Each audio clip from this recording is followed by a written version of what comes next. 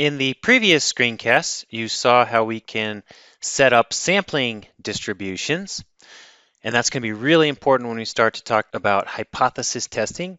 Another really important thing for understanding hypothesis testing is the central limit theorem. So I'm going to quickly explain the central limit theorem in this screencast. Let's say you have some process or calculation. This could be a chemical reaction, or it could be some sort of mathematical modeling process, and you've got all sorts of inputs, x1 through xn, and they affect x. The output x is some function of those inputs. We can have something that looks like this, where it's asymmetric. We might have the uniform distribution, or we might have something that looks like an exponential distribution. So all of these distributions that come in as inputs are not normally distributed. The central limit theorem is really interesting because as long as n, the number of samples that you're taking in your output, is sufficiently large, and that's in quotations. I'll talk a little bit more about what we consider large in a moment. But as long as n is sufficiently big, the average x will be approximately normally distributed.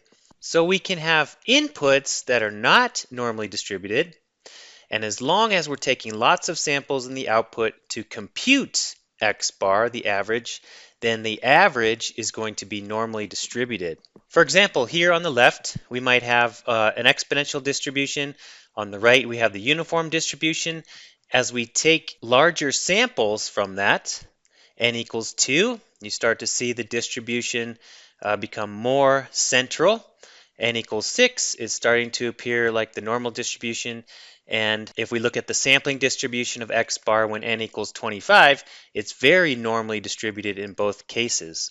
So the sampling distribution of both becomes normal as the sampling size increases, even though the inputs to this process are clearly not normal. What I showed in the previous screencast on sampling distribution was that x bar will be normally distributed as long as x1, x2, all the way up to xn are each normally distributed. And n can actually be quite small. N could be 3, for example. It can be pretty small. And as long as all those inputs are normally distributed, x bar is also normally distributed. Because linear functions of independent random variables that are normally distributed are also normally distributed. However, if we look at other inputs that are not normally distributed, so regardless of the distribution, as long as the number of samples you're taking is quite large, the sampling distribution of x bar will be approximately normally distributed. And this is a unique property known as the central limit theorem.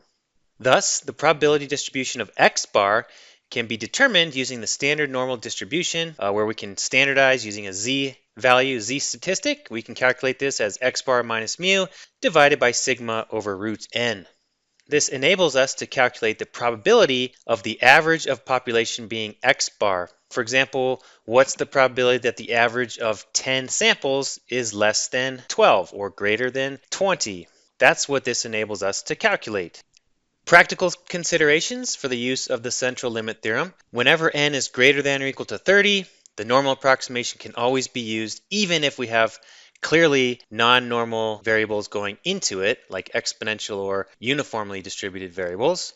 For n less than 30, the normal approximation can be used when distribution is not severely non-normal. When comparing two independent populations, by the way, the sampling distribution for the difference in sample means can also be approximated by this formula. So if x1 and x2 are from different populations, then we can approximate the difference in those two different means, the population means, by using this formula, where populations 1 and 2 have different standard deviations or variances.